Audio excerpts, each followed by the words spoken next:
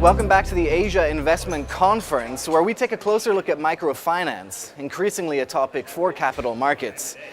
And joining me now is Roy Jacobowitz, Managing Director for External Affairs at ACCION International, a leading microfinance institution. Roy, you're a panelist at our Asia Investment Conference, where we take a look at microfinance. Tell us a little bit about what the focus is for you, especially here in Asia, which is one of the biggest microfinance markets in the world.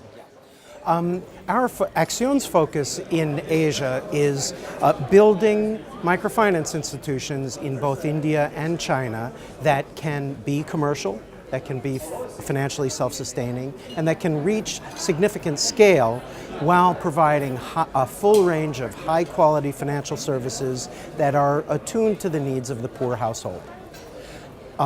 We have here in China, we have been operating for a year in Chifeng, Inner Mongolia, and in India, in Mumbai, and in Patna, in Bihar.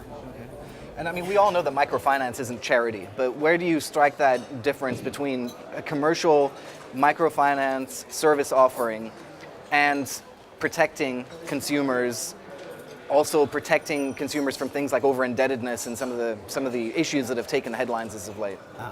Well, you strike that balance most importantly by starting with a commitment to a social, hybrid, and financially rational approach.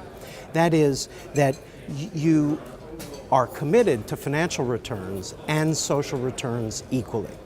And with that commitment, you then build a commitment to providing high-quality financial services attuned to the client needs.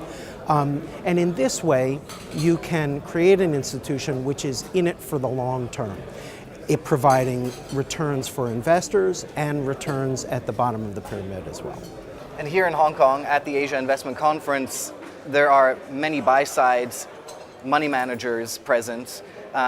Also, as a bank, obviously providing services for microfinance.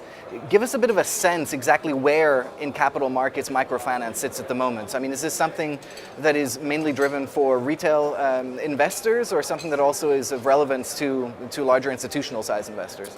Well, I think today it's mostly attractive for private investors. There have been a couple of spectacular IPOs, which I think are the emergence of the tip of the iceberg rather than, indicative of a large-scale trend that we're going to see over the next 3 to 5 years.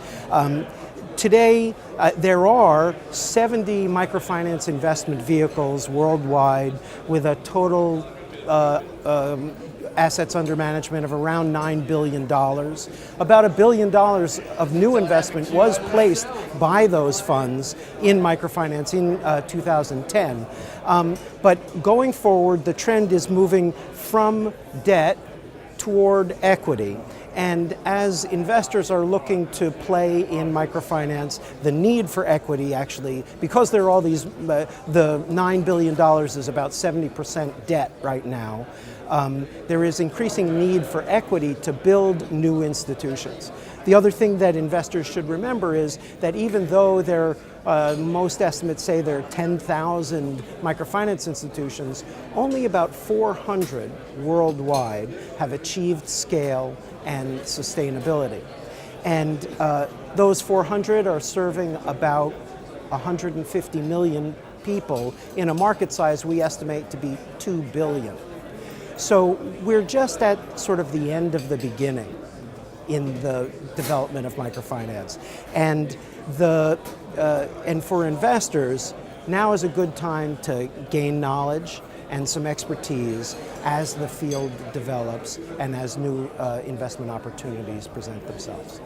Credit Suisse is also just more than just a grantor to microfinance, though. I mean, how do you see Credit Suisse's role in helping shape the future of microfinance?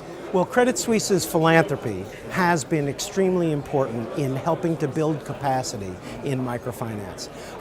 Credit Suisse has also provided investment banking services for both of the spectacular IPOs, both the SKS and the Banco Comportamos in Mexico. I think going forward, there's a role for the private bank and for in assisting private investors to come into the sector, and they're in certain markets worldwide. I think in Brazil, in Peru, possibly South Africa, certainly in Mexico. There will be a few other public offerings that institutional investors will be able to participate in, but we're not going to see an explosion yet in those opportunities. But I think Credit Suisse's early expertise and clear commitment to the field will put it in a position to be able to help the development of those opportunities for institutional investors going forward. Thanks very much for joining us. Great. Thank you, Dan. Roy Jacobowitz from ACCION International here at the Asia Investment Conference.